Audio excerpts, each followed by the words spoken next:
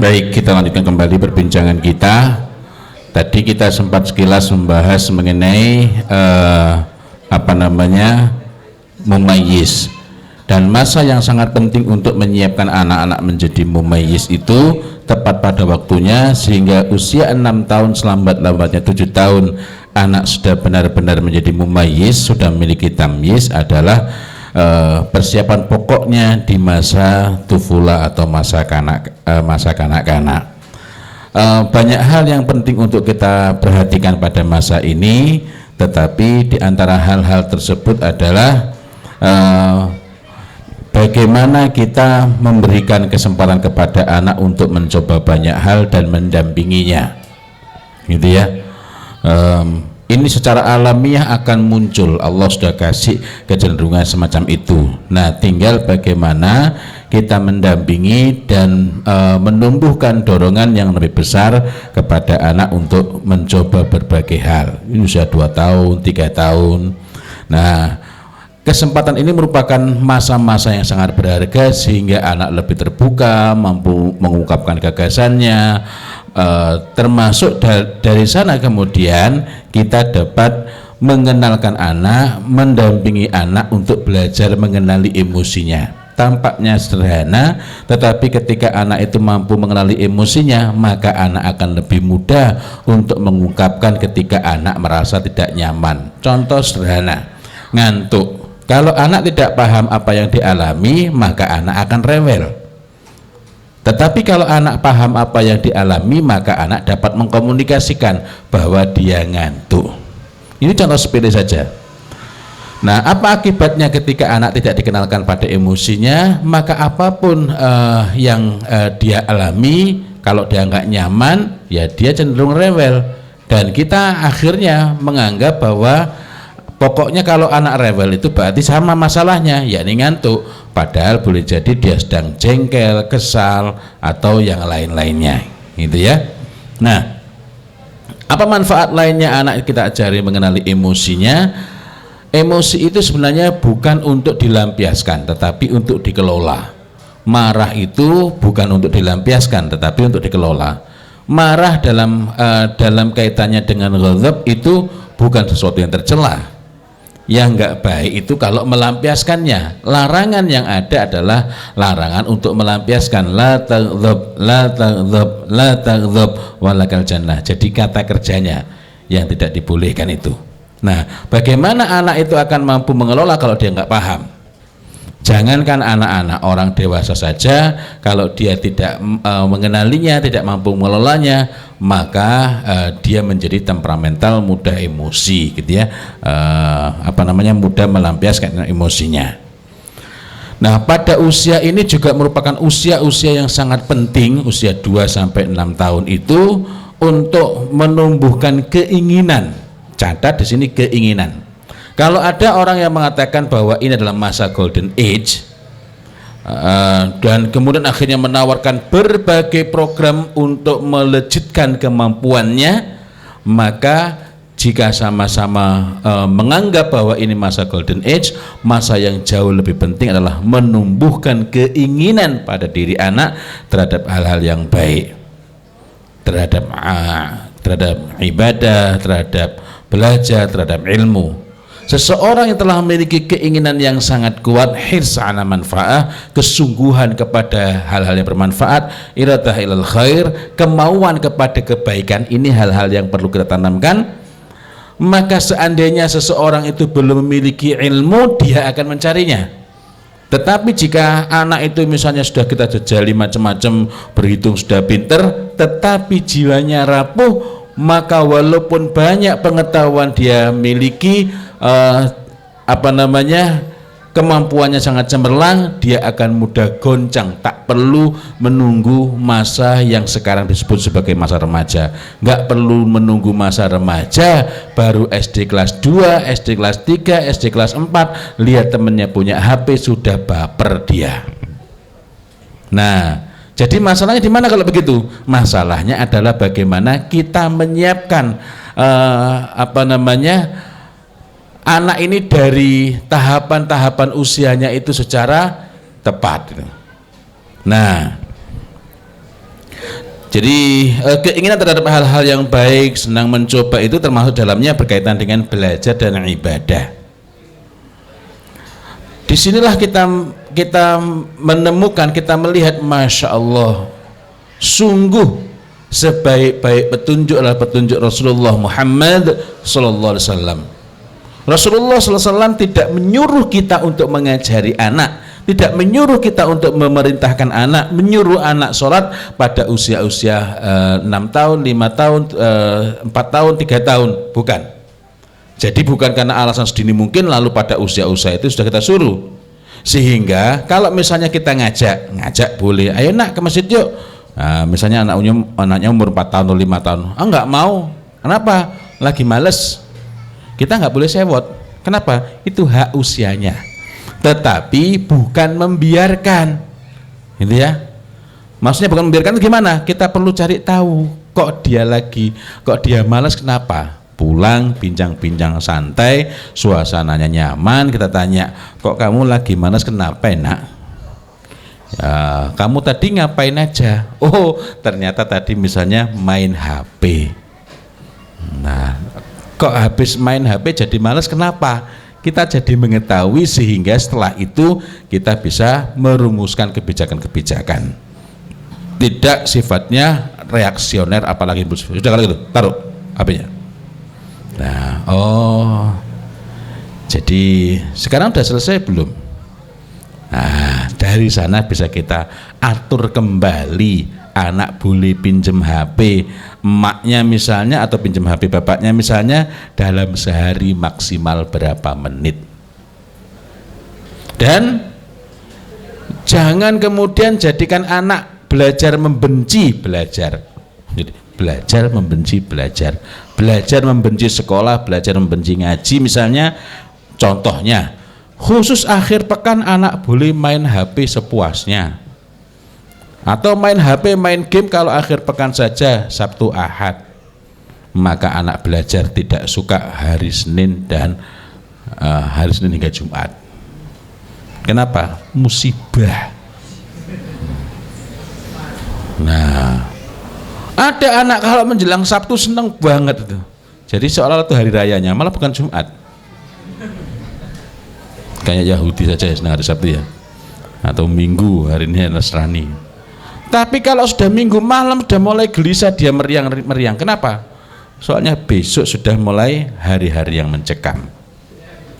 Jadi aturan itu tetap berlaku di hari apa saja. Nah, terus gimana kalau misalnya hari Sabtu, hari Ahad itu kan ya banyak longgarnya. Nah, disinilah pentingnya memunculkan dorongan keinginan itu. Kalau anak itu punya gagasan, dia punya macam-macam. Salah satunya bisa dengan manfaatkan HP atau laptop. Misalnya Jumatnya, yuk kita cari, yuk besok enaknya ngapain, bikin kue apa misalnya, kok berarti mahal. Nah, cari gagasannya bisa di situ. Harap diperhatikan bahwa hanya dengan menyibukkan anak, ada sebagian orang berpandangan, ya kalau anak itu nggak punya kegiatan ya dia mikirnya macam-macam. Pertanyaannya, kenapa kok gagasannya nggak produktif? Ya, dia nggak punya gagasan produktif, nggak punya ide-ide enaknya begini, karena pikirannya kosong, bukan karena kosong kegiatan. Gitu ya. Kalau anak itu misalnya pikirannya kosong, nggak punya gagasan, nggak punya ide-ide produktif, tidak ada arah yang dituju, walaupun kegiatan sangat padat, maka tetaplah dia itu tidak involve, tidak terlibat penuh dengan kegiatan yang dia ikut di dalamnya. Dia hanya berpartisipasi saja. Akan tetapi kalau anak itu walaupun kegiatannya sangat padat, yang ada dalam dirinya adalah keasikan, keinginan untuk bermain-main ini, maka ketika anak misalnya lagi praktikum di lab laboratorium SMP, boarding school misalnya, ada kesempatan untuk akses internet, ya dia sibuk bukan memperhatikan apa yang disampaikan oleh oleh guru, tetapi asik update status. Pernah nggak nemukan gitu? Ini anak update status di jam sekolah, lagi ngapain kok bisa? Lagi di lab komputer. Nah, artinya ketika lagi di lab komputer itu pikirannya nggak ke guru, ya. Bagaimana dengan pembiasaan? Pembiasaan itu bermanfaat jika dilandasi keyakinan dan pemahaman, dilandasi kecintaan dan kebanggaan, sekali lagi bukan kepada dirinya, melainkan kebanggaan terhadap amalan itu, bahwa itu sesuatu yang baik, ini baik, dia senang dengannya. Kalau tidak, anak dibiasakan setiap hari 6 tahun di ma'had, di boarding school misalnya, dibiasakan saja, tetapi hanya fisiknya, sementara dia tidak tidak mencintai itu, tidak merasa bahwa itu sesuatu yang berharga, maka ketika kekuatan yang memaksanya untuk melakukan itu sudah tidak ada, misalnya pas liburan, maka hilanglah kebiasaan itu. Pernah nggak menemukan yang kayak gitu? Itu baru libur seminggu. Nah, kalau libur selama-lamanya alias lulus, nah maka selama di boarding school, Masya Allah, bagus sekali. Begitu lulus tak ada bekasnya. Na'udzubillahi min dzalik. Dalam keadaan itu, mau dia usia kanak-kanak atau mau dia usia mumayyiz, usia tamyiz, usia 7 tahun, 8 tahun, 9 tahun, 10 tahun, atau mau dia usianya bahkan seharusnya sudah dewasa penuh, usia 17 tahun, 18 tahun, 19 tahun, dia tetaplah mudah dipengaruhi oleh keadaan sekeliling. Nah, jadi kata kuncinya dalam hal ini apa? Bukan menyibukkan dia, bukan berarti menjadikan dia nganggur, bukan, tetapi akalnya ini dihidupkan. Nah, usia tufulah, masa kanak-kanak 2-6 tahun merupakan masa strategis untuk menyiapkan anak agar menjadi mumayyiz. Bagaimana menghidupkan akal? Pertama, menyiapkan landasannya. Jadi anak itu punya acuan dasar untuk menilai ini buruk, ini baik. Kedua, menautkan apa yang diyakini itu, bukan cuma diketahui. Dia yakin, dia bangga dengan nilai-nilai itu. Nah, jadi kalau pakai bahasa keren itu values to believe and live by. Nilai-nilai yang diyakini dan dia hidup dengannya, not only to understand, bukan hanya untuk dipahami, apalagi cuma diketahui, dihafalkan untuk bahan ulangan, bukan. Tapi values to believe and live by. Lalu ditautkan dengan lingkungan sehari-hari. Zalim itu apa? Kalau didefinisikan malah rumit banget anak-anak, apalagi anak ya. Tetapi anak-anak perlu menghayati, pas lampu merah ada yang depan kita ada yang naik motor knalpotnya, ada yang dimodifikasi begini, sredek. Gimana nak? Oh, nggak suka itu. Kenapa? Kita bisa melakukan pendalaman sehingga anak lebih menghayati. Ya soalnya baunya nggak enak. Nah, dari bincang-bincang itu maka penegasnya, kesimpulannya adalah itulah yang disebut zalim. Nah, itu namanya perbuatan zalim, tapi itu kezaliman yang sangat kecil. Hah? Sudah separah itu masih kecil. Antri diserobot itu zalim, nak. Tapi itu kezaliman yang sangat kecil. Sehingga ketika ditunjukkan bahwa syirik itu kezaliman yang sangat besar, anak lebih dapat menghayati. Beda kan kalau terangkan yang bersifat definisi gitu, anak sudah berkeni-keni ngeluh gitu. Nah, anak pengen punya HP, Kita bisa menjelaskan, kamu belum waktunya, buat apa kamu punya HP, itu kamu nggak memerlukan. Batinnya anak, bapak nggak tahu. Kenapa? Karena kita belum membongkar dalam dirinya. Nah, anak belum bisa, kalau langsung dibantah, anak belum bisa menghayati bahwa dia tidak membutuhkan. Kamu kok pengen punya HP, kenapa? Itu kebutuhan apa keinginan? Nah, kalau anak-anak di rumah itu biasanya kalau tanya kebutuhan apa keinginan, wah, tahu rumus bapaknya itu kalau kebutuhan dituruti gitu ya. Nah, kita nggak bantah, oh kebutuhan, walaupun waktu konteksnya bukan HP. Kalau misalnya nggak ada gimana? Ya aku jadi sedih. Oh sedih, tapi kamu bisa nggak ngerjakan tugas-tugasmu? Bisa. Nah, terus perlunya itu untuk apa? Nah, dari sana akhirnya anak bisa menghayati, tapi nggak usah dipojokkan, nggak usah dipersalahkan. Itu kadang-kadang anak-anak ketawa sendiri kok. Kenapa? Bisa mentertawakan diri sendiri. Nah, berarti itu cuma keinginan ya Pak? Oh. Karena malah nggak saya simpulkan, berarti itu cuma keinginan Pak ya? Nah kalau menurut kamu gimana? Iya. Nah, jadi anak bisa membedakan. Coba kalau kita rumuskan dengan definisi, keinginan adalah, kebutuhan adalah, wah, kui bagiane orang kuliah usuluddin ya. Mencoba sampai bergernit-gernit itu ya, pahamnya susah, menghayatinya apalagi. Nah, anak yang di SD juga pernah, waktu itu sekarang sudah nggak di SD lagi, di SMA. Nah, itu udah lulus, pengen HP. Kok pengen punya HP kenapa? Soalnya kan temanmu kan punya. Oh, temanmu punya. Kalau teman hubungannya dengan temanmu apa? Kok kalau temanmu punya kamu harus punya, kenapa? Nah, kita gali. Catat, jangan memojokkan. Suasananya nyaman. Gitu ya. Dan kita mengembalikan itu kepada anak.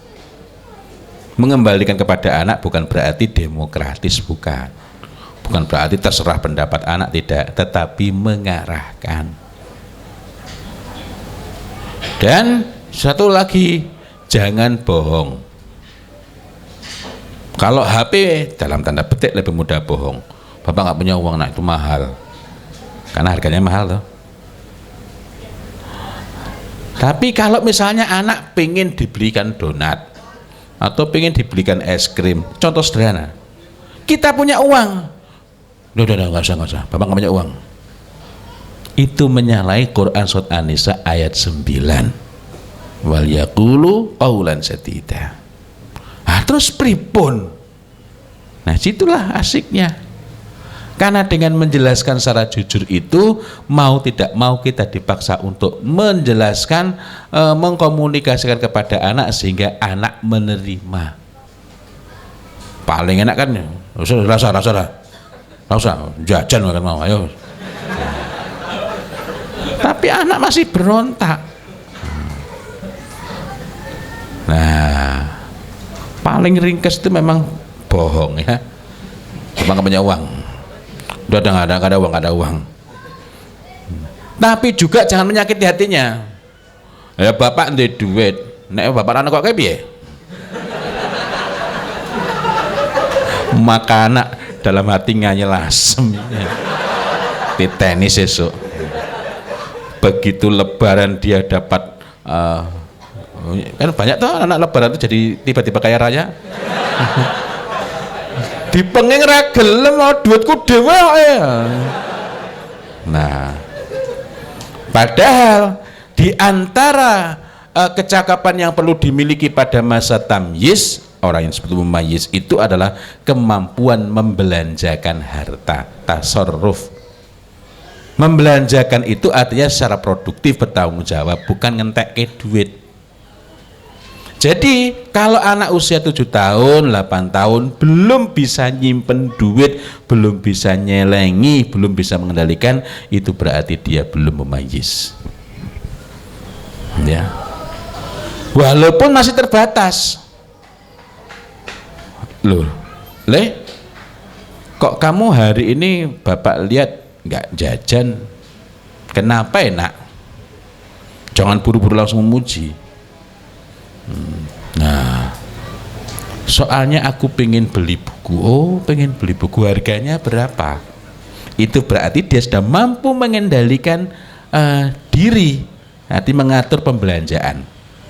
Nah, walaupun masih sangat terbatas. Karena itulah kemampuan anak pada masa ini, kemampuan untuk melaksanakan tugas-tugas hidupnya itu disebut sebagai ahliyah. Ahliyahnya itu masih terbatas, sehingga disebut sebagai ahliyatul ada naqisah, masih terbatas. Tetapi sudah ada. Nah, pertanyaannya, hari ini sudah kita siapkan belum anak-anak itu? Ataukah misalnya anak kepingin, udah nggak usah, nggak penting itu, udah senang aja, masih segera tidur sana. Besok bangun pagi-pagi, udah malam kok masih mau main HP. Nah, itu wis dipungkasi, gitu. Tapi anak itu di tempat tidur ketap-ketip. Muga-muga makku segera tertidur. Kenapa? Mae keturun dek turun dari tempat tidur goleki HP. Kenapa? Karena tadi itu tidak sampai menjadikan dia, oh iya aku kira perlu ngono kuwi. Nah, tegas dalam pembatasan, tetapi bukan cuma membatasi. Dijak omong-omong bocah. Ngopo to, Nak? Nah, kalau anak itu mendapatkan kenyamanan, mendapatkan keasikan, mendapatkan nikmat dari berbincang dengan kita, maka dia lebih tahan untuk tidak pegang ini. Tapi kalau kita sendiri sering pakai mode silent, Bapak, kalau kota ini tempatnya di mana, Pak? Ini nama kota apa nama buah? Kita diem aja. Pak, apa toh? Kamu bisa nggak suaranya pelan? Anak cekot-cekot, repot nih bapak ini. Mau ngomong bola-bali ya. Ada nggak sekarang ini emak-emak bapak-bapak yang pakai mode silent itu? Ada yang pakai getar sedikit. Nah, maka anak belajar menemukan ketoin urip ning dunia sing paling asik itu nana HP. Buktinya apa kayak? Ya toh? Nah, karena itu ada kalanya kita perlu menyingkirkan. Tapi yang jelas, hanya menjadikan anak tidak bisa mengakses, menjauhkan, bukan berarti memadamkan. Hanya menjadikan anak tidak bisa memegangnya, bukan berarti menjadikan anak tidak berkeinginan terhadapnya.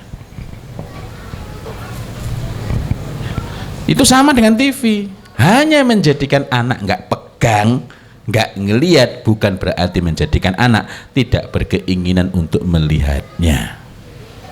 Ya. Nah, jadi anak pada usia itu seharusnya sudah memiliki apa yang disebut sebagai ahliyatul ada naqisah. Jika ini kita perhatikan, insya Allah, apakah berkaitan dengan gadget atau yang lain-lain, itu akan bisa pas gitu ya, bisa pas. Mohon maaf kalau perbincangan pada malam ini tidak secara khusus membicarakan tentang tahapan-tahapan usia 5 sampai 7 tahun, apa yang perlu kita lakukan, walaupun saya sudah menyiapkan materi tentang itu. Nah, tetapi saya merasa bahwa ini jika kita tidak betul-betul mendesak, maka yang jauh lebih penting adalah kita membicarakan apa yang perlu kita persiapkan pada diri anak kita di tiap-tiap usia itu, sehingga bukan hanya soal gadget, itu hanya ekses saja, akibat saja jika anak-anak kita tidak kita siapkan untuk menjadi mumayyiz tepat pada waktunya. Apa yang terjadi jika kita abai, lalai, tidak menyiapkan anak kita untuk menjadi mumayyiz tepat pada waktunya, yakni usia 6 tahun atau selambat-lambatnya 7 tahun, maka anak itu akan kehilangan, bukan kehilangan ya, memang sebelumnya belum ada, maka anak itu tidak memiliki kemampuan apapun, kecakapan apapun untuk bertindak secara hukum dan melaksanakan sebagian beban taklif. Beban taklif pada anak usia itu adalah belajar sholat misalnya. Nah, diwenehi duit piro wae bablas entek. Tidak bisa menahan keinginan. Anak itu disebut sebagai dalam soal kemampuannya itu disebut adimul ahliyah, alias tidak punya kemampuan apa-apa.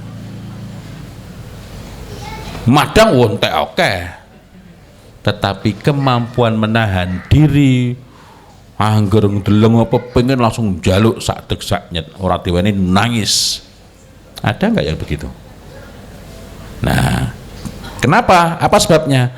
Lemahnya pengasuhan. Lemahnya pengasuhan.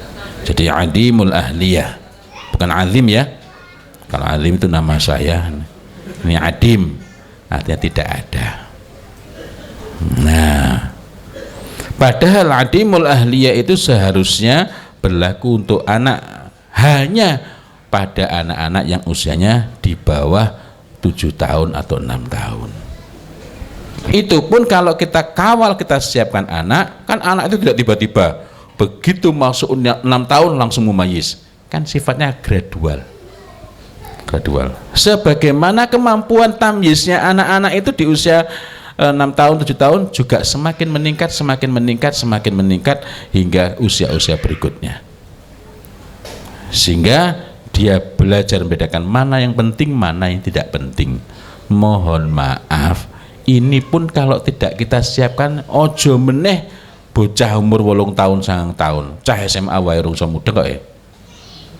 Nggih mboten? Jangankan begitu, bapaknya sama emaknya aja bisa kurang peka kok. Ini penting atau tidak penting? Mana yang lebih penting di antara hal-hal yang penting ini? Ya. Sehingga mengorbankan hal yang penting karena mendahulukan hal yang menarik. Nah, bukti bahwa jangankan kok anak-anak, yang orang tua aja nggak bisa membedakan mana kebutuhan mana keinginan, itu buktinya apa? Berapa banyak orang tua yang menyampaikan, Ustaz, kan sekarang kita nggak bisa, Ustaz, melarang anak-anak pakai HP itu, kan itu sudah menjadi kebutuhan. Apa arti ungkapan ini? Awang mae wae orang muda nggak ya nggak? Karena itulah kita perlu menyiapkan diri. Sebelum berbicara tentang bagaimana mendampingi anak, ya mae bapak ya orang tuanya itu ya juga harus mantep. Oh, ini penting, ini tidak penting, ini kebutuhan, ini bukan kebutuhan, ini mendesak, ini tidak. Nah, hal-hal ini secara bertahap. Caranya gimana? Tadi itu dengan menajamkannya, dengan memberikan pertanyaan-pertanyaan, tapi sifatnya bukan ngetes, gitu ya. Mengajak anak berbincang. Pertanyaan itu ada yang sifatnya meluas. Meluas itu kowe nek duwe ngene iki enake tunggu apa le. Nah, anak bisa mengungkapkan berbagai macam gagasan. Lah kuwi nggo ngopo ya le? Kenapa kok begitu? Macam-macam. Atau pertanyaan yang sifatnya mengerucut, jadi dari luas menjadi lebih sempit, ditajamkan. Ya. Dalam hal ini bekal paling pokok adalah kesabaran. Sebenarnya anak itu seringkali memberikan sinyal kepada kita. Contohnya, ada anak yang tanya urusan yang sama bola-bali, wis dijawab kita kok meneh. Ini apa Pak? Buku. Nah, ini apa Pak? Buku sejarah. Ini apa Pak? Astagfirullahaladzim. Kan tadi Tadi sudah dijawab, kamu tanyakan lagi. Apa artinya? Artinya jawaban kita belum memuaskan. Pernah nggak ngalamin gitu? Akhirnya mae jengkelan. Tak ke bapakmu kayak. Jawab bola balik tekok terus. Masya Allah. Njaluk duwe anak cerdas, diwenehi malah nesu. Pingin punya anak cerdas tapi ketika dikaruniai betul oleh Allah Ta'ala malah marah, malah ada yang menganggapnya sebagai musibah. La ilaha illallah,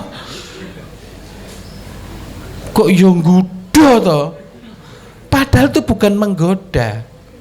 Ada kalanya kita perlu menjawabnya dengan penjelasan yang lebih panjang, tapi ada kalanya itu memberikan sinyal, memberikan isyarah bahwa anak ini memiliki gagasan-gagasan, cuma dia belum mampu mengungkapkan. Nah, kalau menurutmu apa, nak? Apa yang kamu pikirkan tentang itu? Nah, disitulah perbincangan menjadi meluas. Jadi sebenarnya anak-anak ini sudah dibekali oleh Allah Ta'ala modal-modal awal menuju mumayyiz. Cuma ada kalanya sudah, nggak usah tanya terus. Sana, tuh makan tuh, lihat TV tuh. Nah, artinya pintu-pintu yang sebenarnya harusnya kita masuki untuk menjadikan anak berpikir dengan baik, mendayagunakan akalnya, itu kita sendiri yang mematikan. Mergo rasa sabar. Nah, saya sering mendapat gitu. Ustaz, gimana ya caranya menghadapi anak yang kalau ditanya itu nggak pernah puas dan tanyanya sama terus? Ya dijawab dengan lebih memuaskan. Lah sudah saya jawab, Ustaz. Gimana caranya agar anak diem? Kalau caranya agar anak diem mudah, kasih CTM. Tetapi itu bukan mendidik, melemahkan anak. Nah, lah sudah saya jawab berkali-kali, ya kuwi tengere jawaban kita belum memuaskan, ya. Jadi dijawab lebih memuaskan, atau kita mau melibatkan diri tanya kepada anak, tapi bukan memojokkan. Karena ya boleh, karena ya boleh. Itu berarti dia menteror anaknya. Nah, kita perlu eksplor sehingga gagasan anak itu bisa berkembang, dan kalau anak memunculkan jawaban-jawaban itu kita tanya lagi sehingga dia mampu memahaminya dengan lebih baik. Nah, itu hal-hal pokok yang perlu saya sampaikan untuk mengantarkan anak menjadi mumayyiz, sehingga ketika kita sampaikan sikap kita ini belum perlu kok, nak, belum perlu. Nah, anak akan lebih yakin. Di luar apa yang saya sampaikan tadi, ada dua hal yang perlu kita tumbuhkan dalam diri anak terhadap orang tua. Pertama adalah thiqah, percaya, trust. Yang kedua adalah respect, hormat, takzim, memuliakan.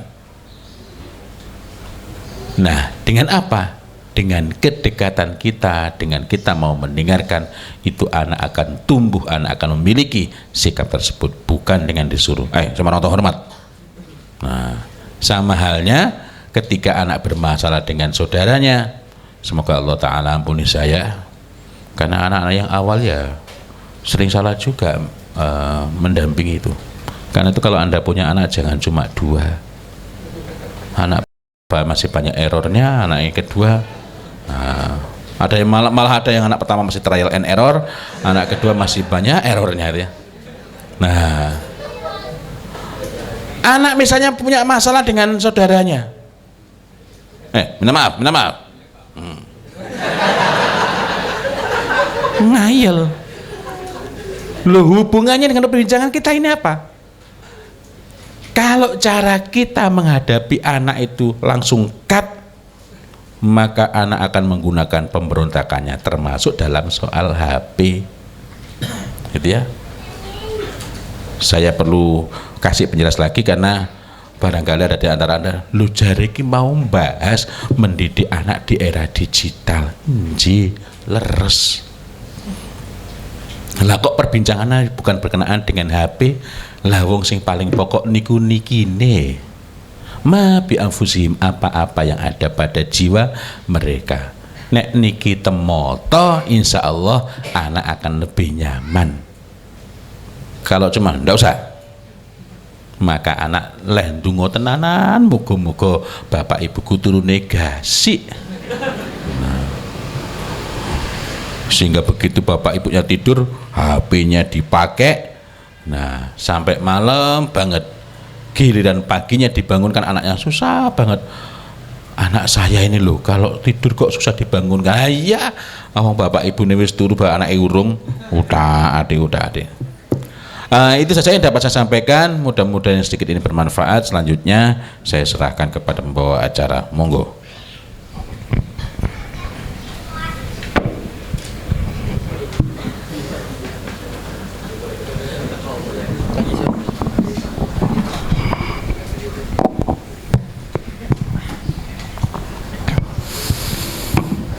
Terima kasih kepada Ustadz Fadil Adim.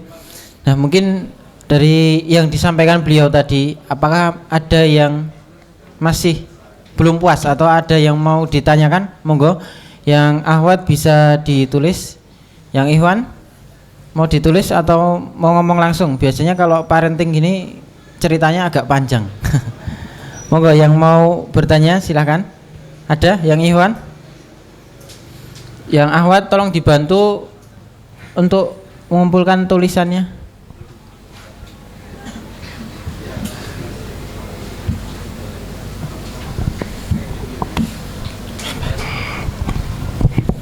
Ada yang Ikhwan? Rata-rata masih jomblo biasanya. Kalau masih jomblo baru salah tema ini. Yang sudah punya anak berapa orang? Ada? Malah belum ada. Tidak usah dipaksakan bertanya, mergo mesake.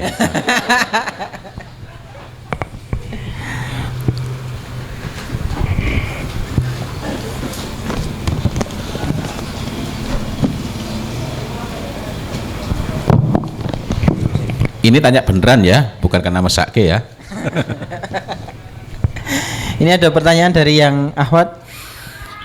Afwan bertanya, Ustadz, di usia berapakah anak boleh diperkenalkan dengan HP? Karena banyak ditemui sekarang anak usia 2-3 tahun sudah kecanduan game atau HP.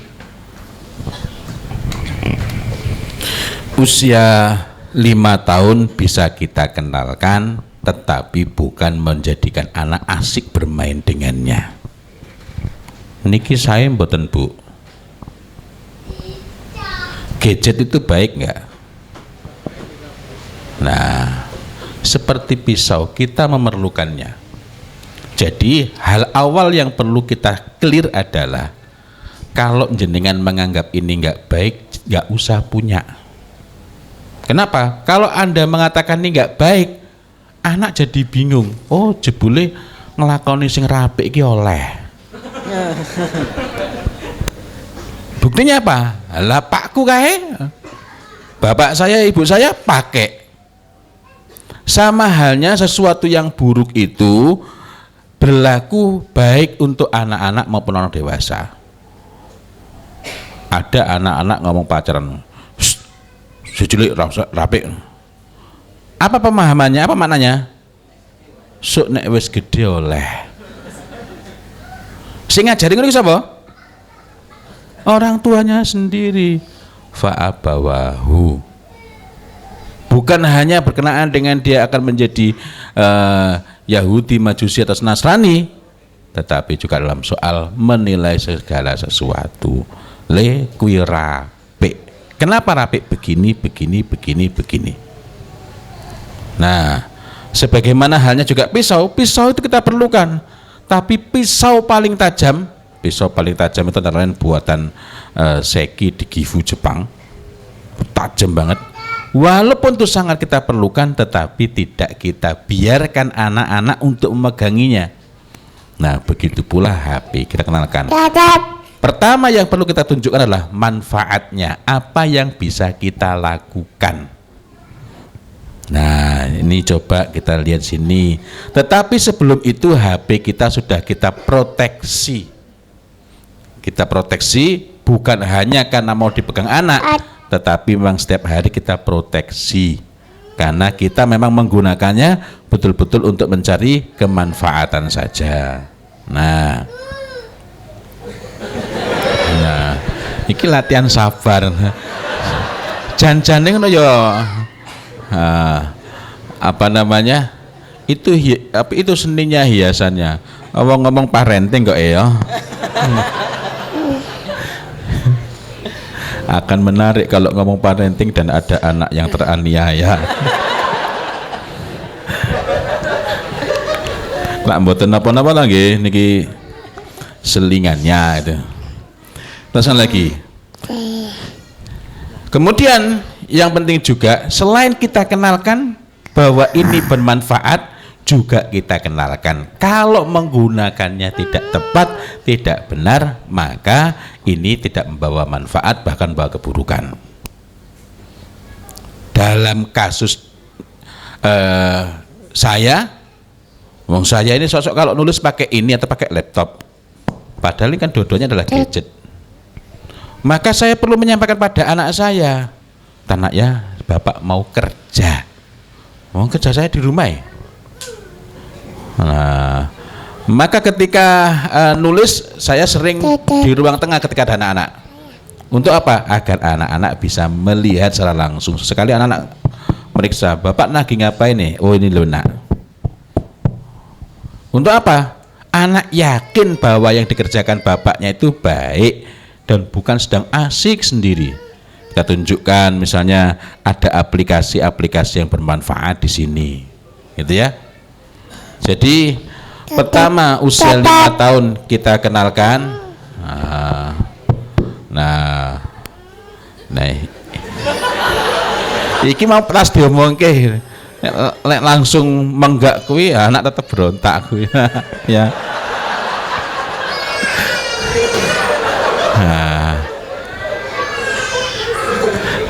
Asiknya ngomong parenting ada anak-anak gini.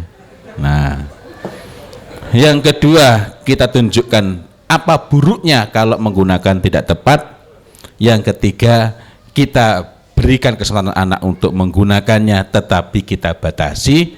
Yang keempat kita sendiri menunjukkan pada anak bahwa kita menggunakannya pun bukan pol-polan. Ya. Lebih lengkap berkenaan dengan tahapan-tahapan usia nanti bisa di search. Saya lihat selain di FB saya juga dimuat di beberapa website mendampingi anak menggunakan gadget, lalu ketik nama saya. Nah, di situ ada tahapan-tahapan usia-usia anak. Wallahu a'lam bishawab.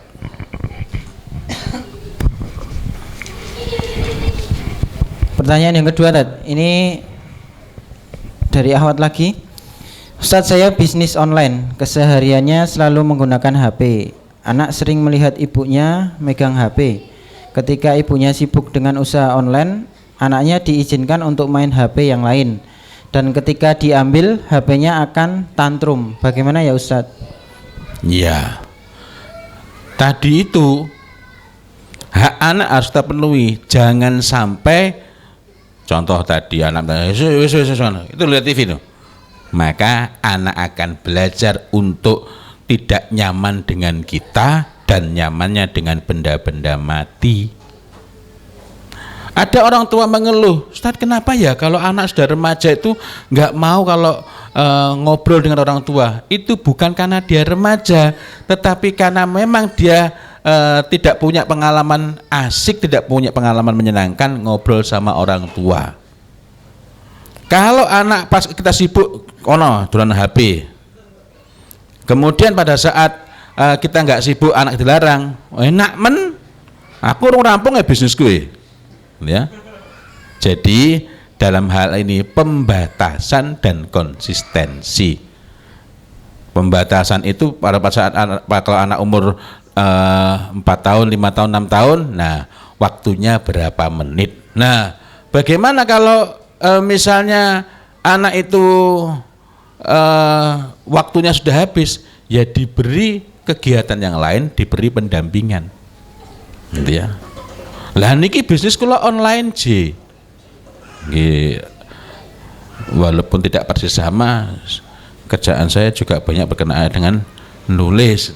Nah, ya tetap kaidah dasarnya gini, fardu ain didahulukan daripada fardu kifayah. Fardu kifayah didahulukan daripada yang sunnah. Yang sunnah didahulukan daripada yang mubah. Nah, itu. Jadi kalau berkenaan dengan anak, ya mari kita periksa dalam kaitan ini bagaimana.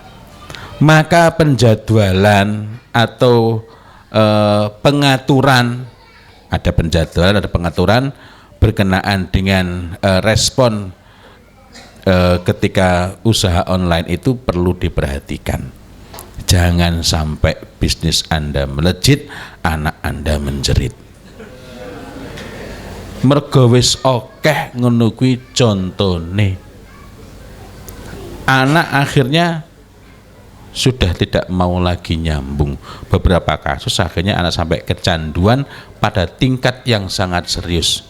Kecanduan pada tingkat yang sangat serius, main game itu 3 hari 3 malam nganggo turu belas, sehingga buang air kecil pun di botol.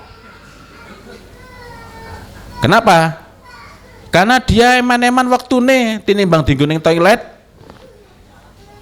Jadi dia sangat menghargai waktu tapi untuk dolanan game. Kira-kira anak mau nggak sholat? Buru-buru sholat, ya. Nah, jadi itu hal-hal pokok ya, kembalinya kepada kita bagaimana kita mengatur dan menjadwal. Mengatur itu mekanisme kalau kita misalnya harus melayani, contoh WA ini saya juga pusing kalau ada yang WA banyak sekali yang belum saya buka ya. 70 grup lebih, siji wis live ono meneh sing lebokke grup liyane.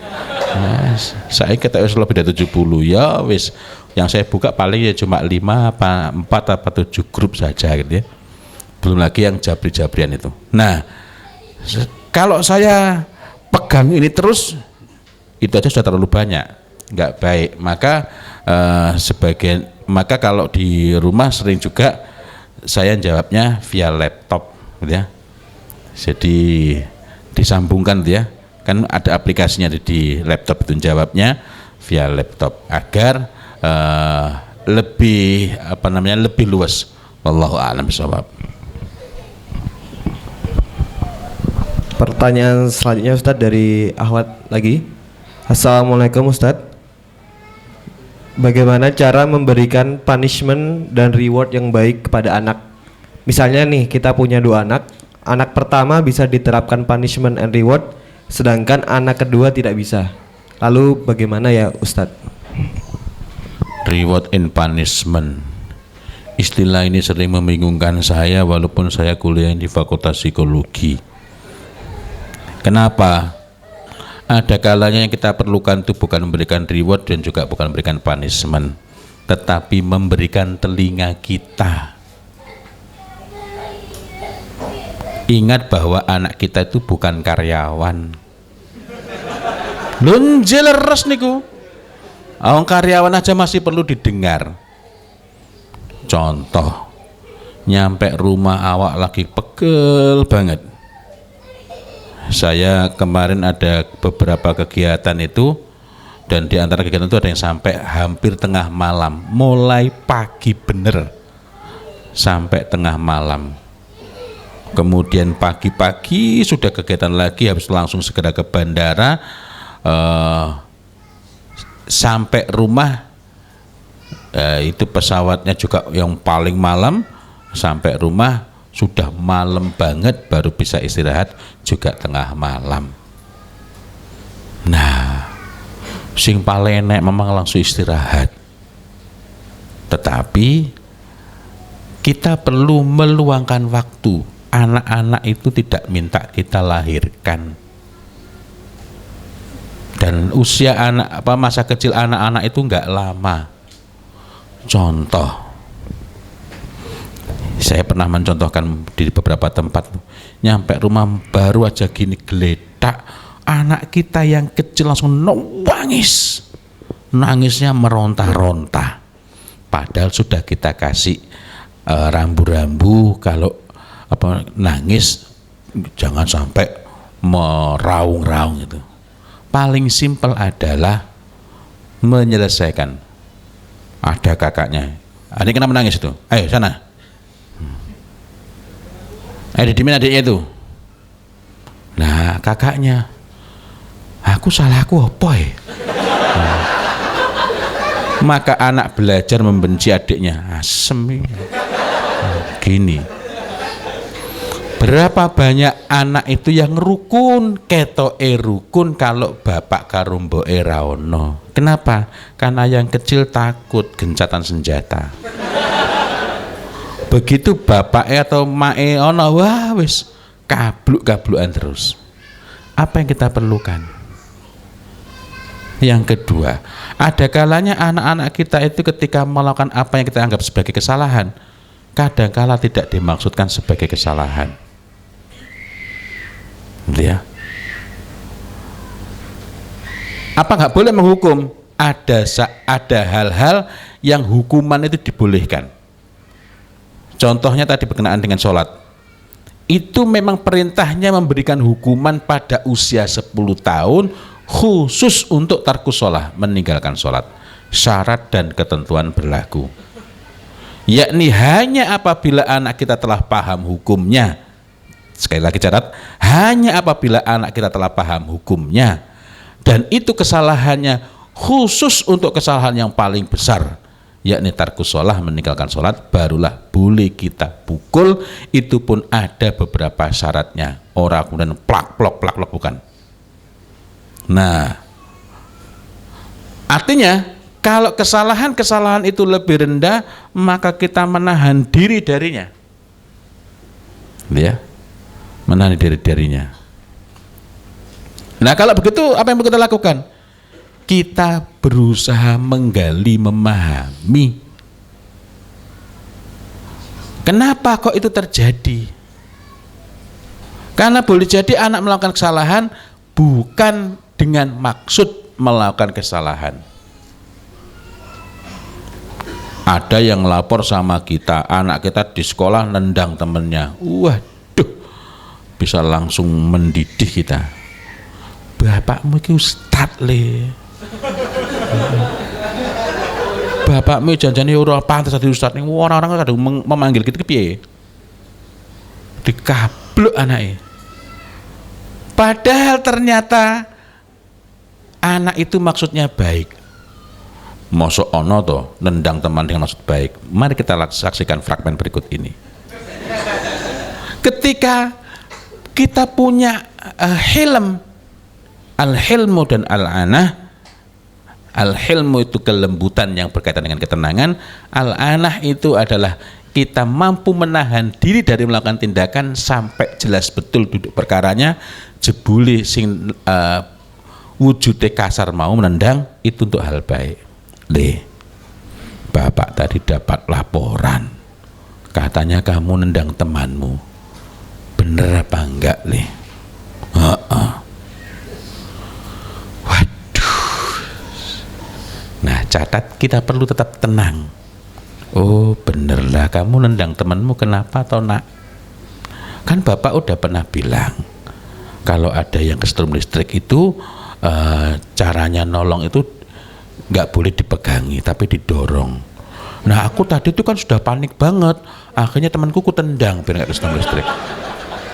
Kalau gitu bener nggak tindakannya? Bener. Luwe api di kesetrum apa ketendang? Nah tapi kalau kita sumbu pendek, sini boy. Akhirnya anak trauma berbuat baik. Contoh, saya pernah ngalami itu. Waktu itu saya masih tinggal di kontrakan di Janti gitu ya. Masya Allah, malam itu perjuangan yang sangat berat untuk membuat anak yang masih bayi bisa tertidur. Ditaruh pelan-pelan, set. Kemudian ditarik dengan tingkat kehati-hatiannya sangat tinggi. Baru aja kita rebah, dan itu sebelumnya berulang kali gagal. Baru kita rebah, itu pun dengan sangat berhati-hati. Pegangan ini main rabelek gitu ya.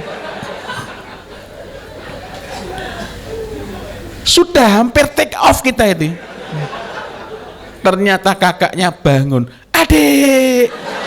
Nah, pertanyaan saya, yang dilakukan anak ini bener tidak?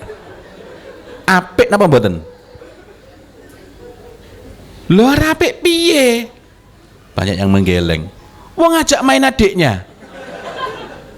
Anak-anak itu sudah paham belum bahwa itu bukan waktu yang tepat? Jadi iktikat adik, kakaknya kan bener ngajak main adiknya. Nah, kok dihukum? Gimana? Wong ini berbuat baik sama adiknya. Nah, memang hambatan paling besar itu melawan diri sendiri. Waduh, sudah mendidih mau marah itu. Kemudian lah ya wong anakku kia bener ngejak dolanan adik, mau ngajak bermain adiknya. Apa kita perlukan?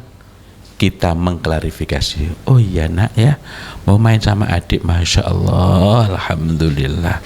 Adiknya mau istirahat dulu ya. Besok kalau bangun main-main lebih asik. Walaupun sini ini ya sambil ngelus dodol ya. Coba kalau teman kita hukum, kamu kok gangguin adik toh? Anak bingung. Aku jadi kok ngejak dolanan adikku, disuruh ngajak adik bermain, sekarang saya ajak bermain malah disalahkan. Maka anak belajar memusuhi adiknya. Siapa yang ngajari? Orang tua. Ya, karena itulah kita perlu senantiasa untuk melakukan isti'anah, memohon pertolongan kepada Allah Subhanahu wa taala agar dimampukan mendampingi anak kita dengan baik, dan kita mohon pertolongan kepada Allah Subhanahu wa taala agar anak kita dibaguskan. Mohon maaf saya tidak menjawab secara khusus berkenaan dengan reward and punishment. Saya sekarang sedang belajar, walaupun masih tertatih-tatih, ilmunya masih sangat kurang, untuk belajar meyakini dan belajar untuk mulai menggunakan sedikit apapun apa-apa yang datangnya dari tuntunan agama ini, walaupun masih belum mampu. Mendidik anak juga demikian. Agama ini telah memberikan tuntunan. Marilah kita berusaha untuk mengenalinya. Wallahu a'lam bishawab.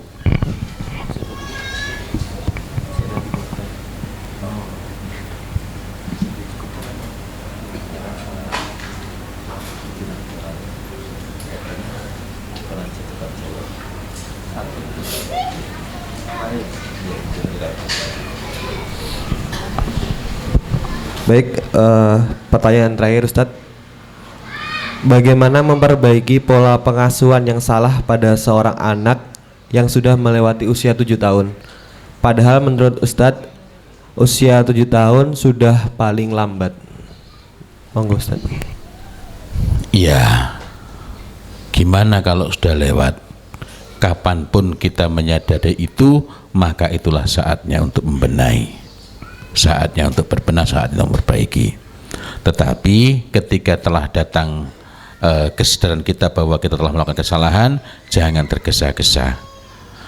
Tergesa-gesa itu maksudnya gimana? Kita belum menata diri kita, belum mempersiapkan, langsung rasanya kita mau balik kanan, memperbaiki. Kenapa? Karena tergesa-gesa itu membuat kita bisa putus asa. Kok bisa putus asa? Begitu kita nyadari, waduh keliru ini, kita langsung mau mengubah seluruh cara kita, padahal kita belum menyiapkan kira-kira nanti ketika mulai melakukan perubahan apa saja yang akan terjadi. Contoh, anak sudah kadung kita biarkan untuk main HP terus, lalu tiba-tiba besoknya di-cut. Kok kita nggak siap, ternyata anaknya meronta-ronta, nangis, maka itu bisa menyebabkan kita futur, putus asa. Ayo wis, piye meneh anakku memang nggak bisa diatur. Nah, jadi kita pun perlu melakukan perubahan itu bertahap. Apa yang paling mendesak, apa yang paling pokok untuk kita ubah, dan sebelum itu kita perlu memantapkan diri kita. Nah, di antara hal-hal yang keliru di masa lalu bisa kita komunikasikan kepada anak. Karena di antara makna qaulan sadida, yaqulu qaulan sadida, berbicara dengan perkataan yang benar adalah mau mengakui kesalahan dan mau minta maaf sebagai bagian dari berbicara yang benar itu. Nah, saya pun juga melakukan banyak kesalahan terhadap anak-anak saya. Berkenaan dengan tamyiz ini pun saya baru menyegarkan kembali, bermula dari permintaan istri saya untuk bikin slide buat teman-temannya. Dan istri saya meminta saya untuk bikin slide yang bukan PowerPoint, karena kebiasaan saya kalau bikin slide kan PowerPoint, cuma satu slide hanya satu poin, satu kata atau satu kalimat ringkas tanpa penjelasan. Istri saya meminta saya untuk membuat slide yang berisi penjelasan sehingga kalau temannya baca itu bisa paham. Dan ketika itu saya makdiek, ya Allah, awalnya saya pede banget. Oke, kamu tunggu saya bikinkan. Wah, wis biasanya gawe slide toh. Begitu nulis nih, waduh, masya Allah. Nah, saat itulah mulai menengok kembali, jebul yo sing salah. Jadi sekali lagi, di usia kapanpun anak-anak kita dan kita menyadari kesalahan kita, itulah saatnya kita mulai berbenah, mempersiapkan diri untuk berubah. Poin saya, mempersiapkan diri untuk berubah bukan berarti seketika itu juga kita berubah, karena tergesa-gesa itu menyebabkan kita justru tidak bisa berubah futur, tetapi menyegerakan, bersegera mempersiapkan diri kemudian berubah. Mudah-mudahan dengan itu walaupun tidak bisa total, tidak bisa penuh, ada perubahan yang lebih baik. Di antara makna perintah Allah Subhanahu wa taala masih di Quran surat An-Nisa ayat 9 tadi, wal yakhsha, dan hendaklah takut. Ini juga berkenaan dengan bahwa kita tidak merasa cukup, tidak merasa mantap dengan apa yang telah kita siapkan untuk anak-anak kita. Maknanya kita selalu berusaha untuk berbenah, menata diri kepada keadaan yang lebih baik. Wallahu a'lam bishawab. Apa yang saya sampaikan pasti ada salahnya, itu merupakan kesalahan saya Muhammad Fauzil Azim. Ingatkanlah saya dengan akhlak seorang mukmin bersaudaranya, yakni dengan tawassul bil haq wa tawassul bis sabr wa tawassul bil marhamah. Dan kalau ada yang benar itu pasti dari Allah. Mudah-mudahan kita dapat melaksanakan sekuat kita, semampu kita. Astaghfirullahaladzim. Ihdinas siratal mustaqim. Billahi taufiq wal hidayah wa ridha wal inayah. Walhamdulillahi rabbil alamin. Wassalamualaikum warahmatullahi wabarakatuh. Waalaikumsalam warahmatullahi wabarakatuh.